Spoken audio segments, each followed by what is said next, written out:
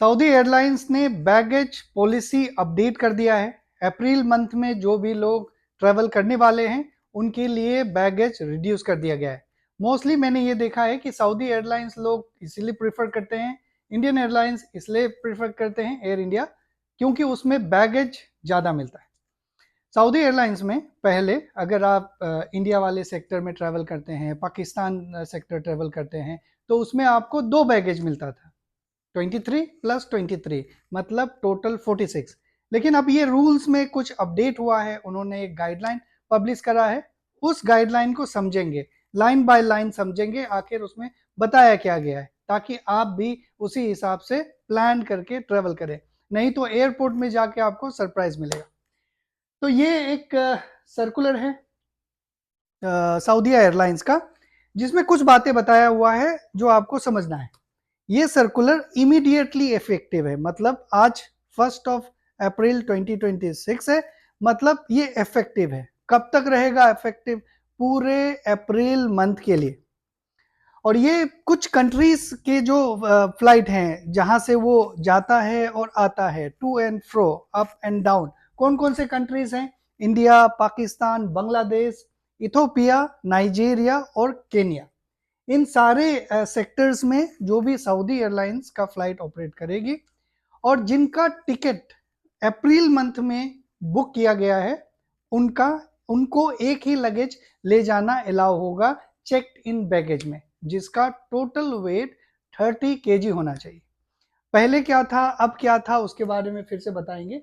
ये सर्कुलर में एक बार और देखते हैं। यहाँ पे ये लिखा हुआ है, ticket booking will be honoured as per the baggage allowance already purchase.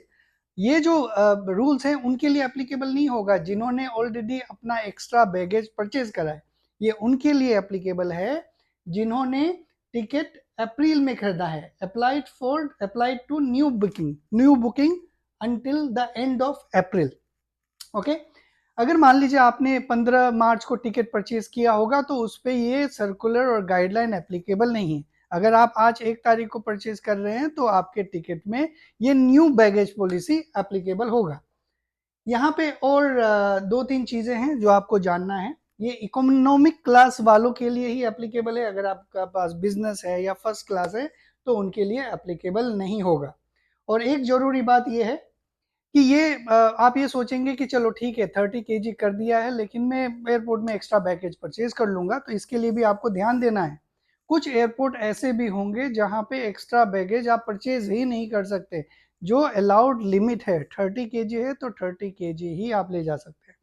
इसको एक बार शॉर्ट में ये समझ लीजिए कि आप 30 kg प्लस 7 kg जो हैंड कैरी रहता है वो, और 30 kg चेक इन बैगेज जो हम उनको दे देते हैं बोर्डिंग काउंटर में, और वो हमें एक पर्ची बोर्डिंग पास के पीछे लगा के दे देता है, वो वाला लगेज का बात हो रहा है। अब यहाँ पे ये गाइडलाइन है, इसको पढ़ लीजिएगा। बाकी एक एक करके और समझता हूँ। यहाँ पे ये टेम्पररी बैगेज चेंजेस है, मतलब ये हमेशा लागू नहीं होगा, अप्रैल मंथ तक के लिए ही ये एप्लीकेबल है। अब यहाँ पे एक ही बैग आपको ले जाना है 30 kg का, मतलब ये है कि अगर आपके एक बैग है 20 किलो का, ऐसा नहीं कि आप 10 किलो का और एक दूसरा बैग जोड़ दे टोटल 30 हो जाए, नहीं। एक ही बैगेज हो, चाहे जितना भी केजी हो, it should not exceed 30 kg of total gross weight. ठीक है। तो एक बैग आप ले जा सकते हैं चेकड इन में, हैंड कैरी में एक 7 किलो का एज यूजुअल है। और यहाँ पे ये जो रूल्स है सिर्फ इकोनॉमिक क्लास मतलब जो छोटे छोटे चेयर्स रहते हैं जिसमें बहुत सारे लोग ट्रेवल करते हैं, उसके लिए एप्लीकेबल, ये अप्लाई किया गया है। बिजनेस और फर्स्ट क्लास वालों के लिए ये एप्लीकेबल नहीं है। ये जो न्यू गाइडलाइन है, बैगेज गाइडलाइन, वो इसीलिए भी अप्लाई किया गया है ड्यू टू फ्यूल प्राइसेस। जो फ्यूल का प्राइस है उसके वजह से किया गया है, और जो सिक्योरिटी रीजंस है, रीजनल इश्यूज जो चल रहे हैं, उसकी वजह से भी ये किया गया। एक टेक्निकल चीज है इसमें जो और मैं आप लोगों के साथ ऐड करना चाहूंगा। कई बार ऐसे होता है कि जब एयरलाइंस टेक ऑफ करता है फ्लाइट, तो वो फुल कैपेसिटी के साथ में टेक ऑफ करता है। मतलब ये कि फुल 100% फ्यूल लेके टेक ऑफ करता है ताकि वो डेस्टिनेशन तक पहुंचे। और डेस्टिनेशन में अगर कोई प्रॉब्लम हो तो नियर बाय एयरपोर्ट में टर्न अराउंड करके वहां पहुंचने तक का फ्यूल लेके कैरी करता है। एक तो फ्यूल हो गया उनका वेट, बाकी लोग रह गए उनका वेट, लगेज हो गया उनका वेट। कई बार ऐसा होता है कि उनको टेक ऑफ करने के तुरंत बाद ही लैंड करना रहता है, कुछ टेक्निकल कारण की वजह से, कुछ सेफ्टी इशू की वजह से, कुछ कई बार जो रूट हैं वो क्लोज हो जाता है उसके वजह से। तो उस समय जब वो लैंड करते हैं अपने डेस्टिनेशन से पहले, तो वो क्या करते हैं, अपना जो फ्यूल है उसको एयर में ही डंप कर देते हैं, ताकि लैंडिंग करते समय जो कैलकुलेशन के हिसाब से जितना वेट होना चाहिए उतने वेट पे वो लैंड हो जाए। नहीं तो आप इमेजिन कीजिए कि एकदम भारी सा सामान नीचे आ रहा है तो वो टूट फूट जाएगा। उसके बहुत सारे डिटेल्स है, आप चेक कर सकते हैं। तो वो फ्यूल तो अब स्काई में वो रिलीज कर सकते हैं, लेकिन लगेज को कैसे करेंगे? लगेज तो भाई अंदर है, उसको कोई बाहर से जाके एक एक करके तो नहीं फेंकेगा। तो इसीलिए सेफ्टी रीजन की वजह से लगेज गाइडलाइन अप्लाई किया गया, एक फ्यूल सरचार्ज की वजह से, दूसरा सेफ्टी रीजन की वजह से। ये बहुत ही इंटरेस्टिंग वीडियो है, अगर आप यूट्यूब में सर्च करेंगे वो एनिमेशन के जरिए समझाते हैं कि कैसे अगर हद से ज़्यादा वेट के साथ अगर लैंड करेगा कोई एयरलाइंस तो वो सब टायर वगैरह सब टूट फूट जाएगा। ओके, तो ये बस इकोनॉमिक क्लास वालों के लिए ही है। अब यहाँ पे एक्स्ट्रा बैग जैसा मैंने आपको बताया कि जो एप्लीकेबल नहीं हो सकते हैं, चाहे आप पैसे दे के क्यों ना परचेज करना चाहे।